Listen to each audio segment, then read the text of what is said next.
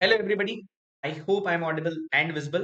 तो मैं यहाँ पे आप लोगों को, जैसा कि आपने थंबनेल देखा ही होगा कि लास्ट के 2.5 दिन में कैसे हमें सीए फाउंडेशन की अकाउंट्स की प्रिपरेशन करना है, एंड साथ ही साथ दोस्तों हमें किन चीजों को ध्यान में रख के क्या प्लानर होना चाहिए। एक स्ट्रेटेजी वार्निंग मैं आप लोगों को दूंगा कि अगर आपने कोई प्लानर पहले से बना के रखा है तो दोस्तों फिर आपको इस प्लान को नहीं देखना है। आप उसी पर उसी के हिसाब से पढ़ाई कीजिए, ठीक है।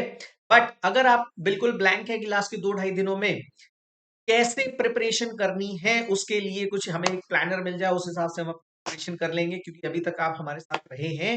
तो जैसा कि मैंने आपको बोला था कि आपका भाई आपके साथ डोंट यू वरी, आपका भाई आ गया है आपको यहाँ पे गाइड करने।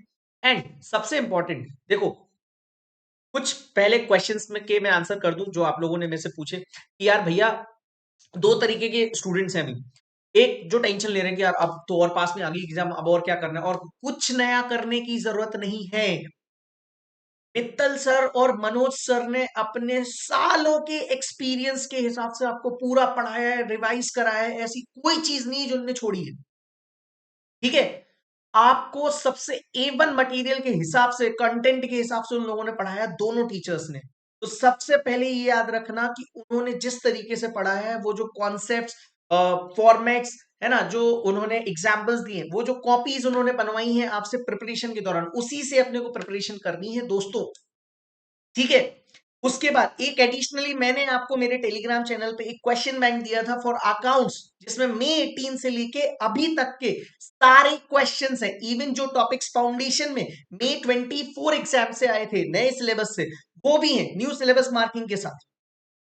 तो याद रखना दोस्तों, आपको आपको किस तरीके से प्रिपरेशन करनी है वो तो मैं बता ही रहा हूं। साथ ही साथ ये भी कि कुछ नया नहीं करना। आप कई बच्चे बोल रहे हैं हमने आरटीपी कर लिया, जनवरी 26 का आपने बोला था, सितंबर 25 का भी देख लिया, और उसके पहले तक के क्वेश्चंस का कंपाइलेशन आपने दे ही दिया था विद सॉल्यूशंस, तो वो भी हमने देख लिया। तो हमें तो लगा हमारे नोट्स का लेवल ज्यादा अच्छा है as compare to ICI, but don't consider it like this कि आईसीआई का लेवल कम है।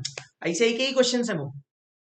तो आईसीआई के क्वेश्चंस मैंने आपको क्वेश्चन बैंक में दे दिए, टीचर्स ने भी अपने नोट्स में कराए हुए, सब कुछ करा दिया।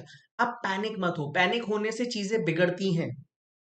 कूल हेडेडली, काम माइंड से, कंपोज होके, ठंडे दिमाग से अपने को रिवीजन करना है।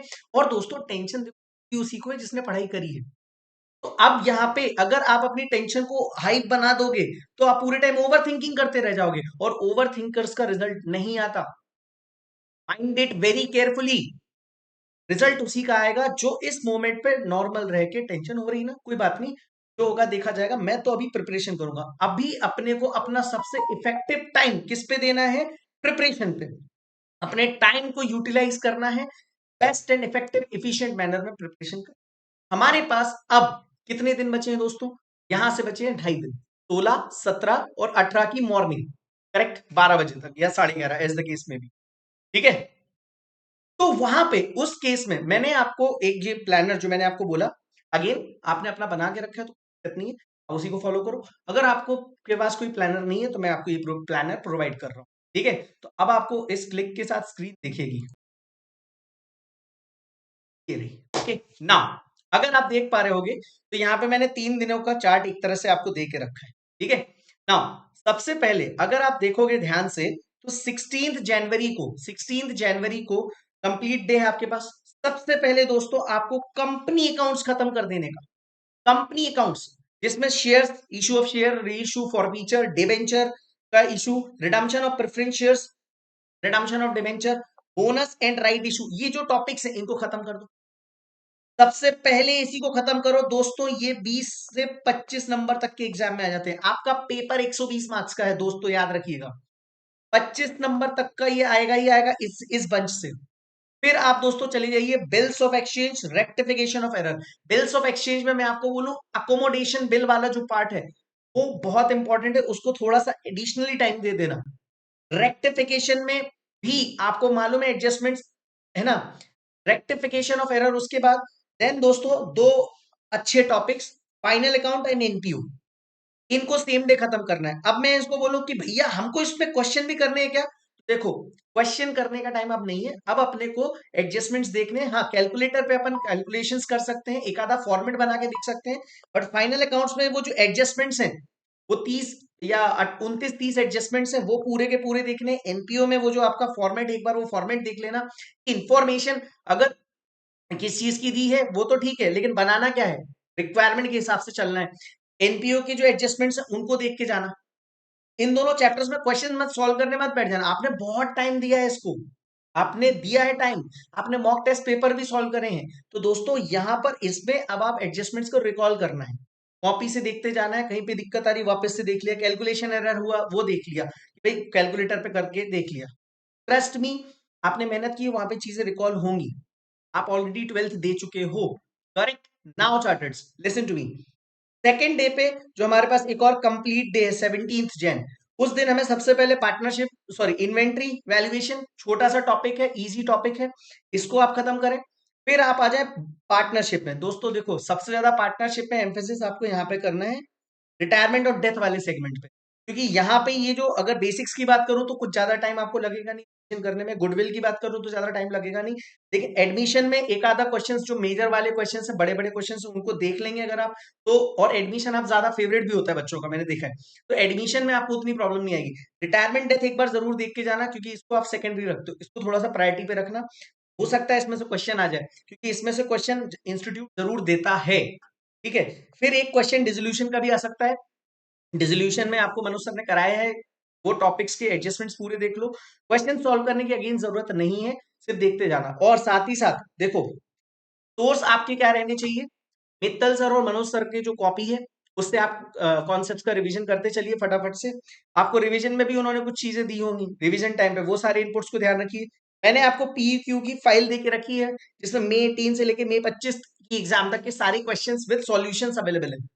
तो वो क्वेश्चंस का भी ऑडिट आप फटाफट से कर सकते हो, ठीक है। उसमें अगर आपने पहले से ही उसे रेफर कर रहे होगे तो आपने मार्किंग भी करी होगी कि आपको कौन कौन से क्वेश्चन लास्ट डे के लिए करने हैं, मैंने आपको कई बार बोला भी था। तो वो चीज सिर्फ आपको बहुत जल्दी रिवीजन हो जाएगा, ठीक है। एंड चार्टर्स याद रखना, जिनके पास ये पीडीएफ नहीं है तो इस वीडियो के डिस्क्रिप्शन पे मैं मेरे टेलीग्राम चैनल की लिंक दे दूंगा, वहां पे उस टेलीग्राम चैनल को ज्वाइन करिएगा आप, तो वहां पे आपको पूरा का पूरा कंपाइलेशन मिल जाएगा पास्ट एग्जाम क्वेश्चंस का, सारे chapter wise, along with theory का जो मेरा कंपाइलेशन है, जिससे थ्योरी श्योर शॉर्ट बैठती है। मतलब 20 नंबर की जो थ्योरी होती है, जिसमें से 16 की फर्स्ट क्वेश्चन में आती है, और 4 to 5 मार्क्स की लास्ट क्वेश्चन में एक क्वेश्चन होता है 5 नंबर का, बीच में कभी कभार होता है, वैसे जनरली लास्ट में होता है जो अभी तक के एग्जाम्स हुए, ठीक है। और एक 16 मार्क्स का कंपलसरी क्वेश्चन होता है, करेक्ट इनकरेक्ट, और एक 4 मार्क्स का अलग से क्वेश्चन। तो वो भी पूरा कंपाइलेशन यहाँ पे दिया हुआ है।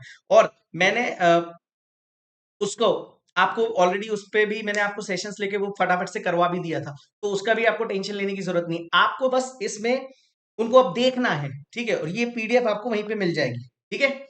इसके बाद अगर मैं बात करूं, पार्टनरशिप अगर आपका हो गया तो एक बार 17th को आपकी ये खत्म हो जाएगा। फिर आपको डेप्रीशिएशन, मुझे ऐसा लगता है लेस चांसेस है इस बार depreciation, I don't know, but फिर भी आप इसको करके जाना।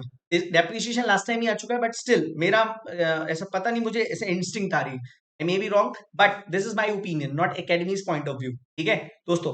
तो depreciation, then BRS, and last में सिंगल एंट्री, ठीक है। सिंगल एंट्री में जितने क्वेश्चन मनोज सर ने करा दिए that is more than enough. आप अगर जाओगे ना मेरी पास्ट एग्जामिनेशन फाइल में, तो उस पास्ट एग्जामिनेशन फाइल में मैंने आपको बता के रखा था, ये देखिए, सिंगल एंट्री में आपको दिखा भी दूं, जैसे जो question chapters single entry page number 195, minute तो दिखा देता हूँ।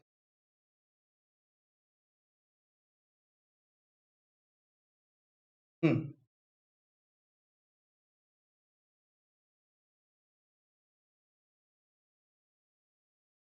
ये रहा सिंगल एंट्री सिस्टम।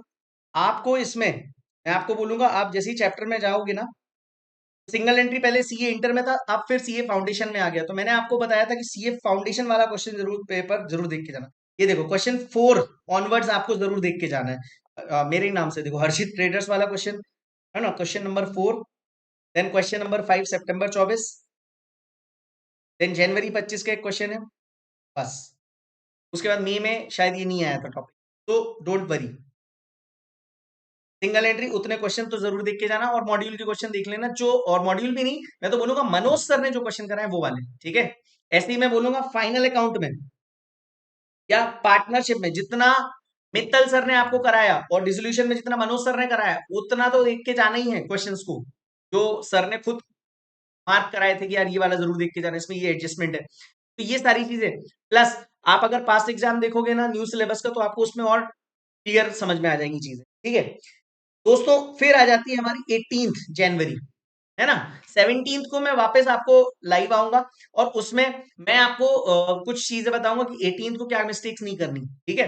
बट 18 की मॉर्निंग में हमारे पास हल्के हल्के टॉपिक, ज्यादा भारी भरकम टॉपिक होने ही नहीं चाहिए। अगर आप ध्यान से देखोगे ना तो फर्स्ट डे की रिविजन में मैंने टॉपिक्स बोले ना, वो 40 to 45 मार्क्स आपके कवर।